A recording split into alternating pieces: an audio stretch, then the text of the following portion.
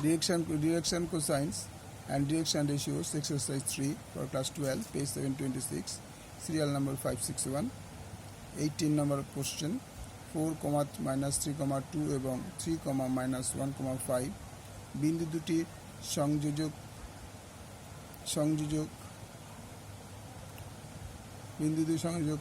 কে -2, -1 এবং 7, -3 বিন্দু দুটি সংযোগ সরলরেখার উপরে লম্ব হলে কে এর মান নির্ণয় করো। তাহলে দিক অনুপাতটা হচ্ছে এ বি এর ফার্স্টে 3, -4 আগের মতো সিস্টেম 3 থেকে -4 হবে, আবার -3 থেকে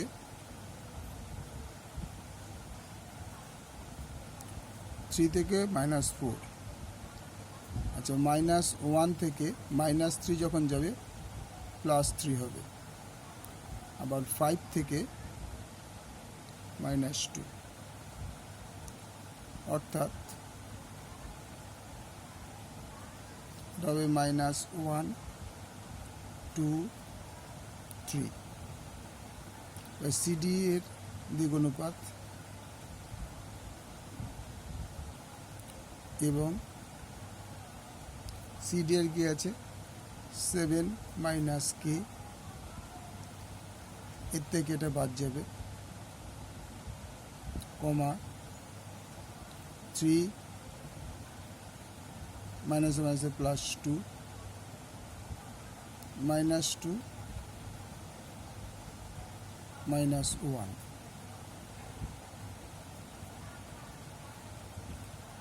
অর্থাৎ 7 - কে, 5,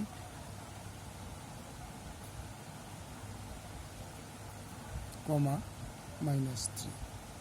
তার মানে কি দাঁড়ালো A1 = -1, B1 = 2, C1 = 3, A2 = 7 - কে,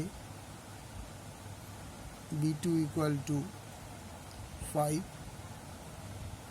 C2 = -3। তাহলে আমার একটা শর্ত আছে, লম্ব হওয়ার শর্ত,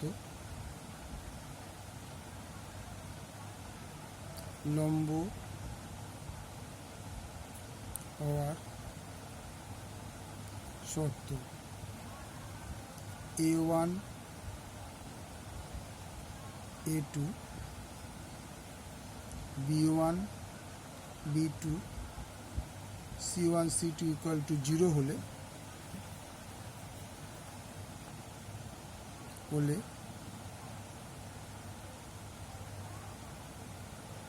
সরল রেখাটি লম্ব হবে,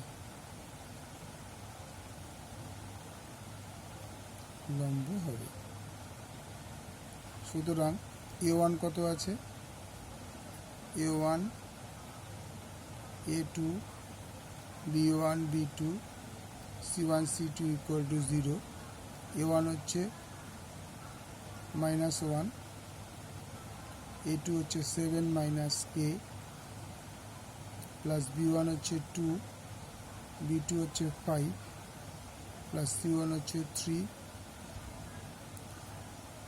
C2 হচ্ছে -3 = 0, और -7 +k 10 -9 = 0, और k =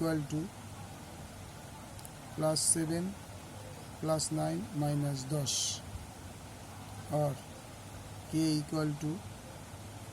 16 - 10, और k = 6। तो आंसर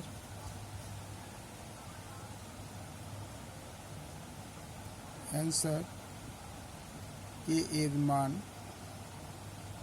6। ওকে,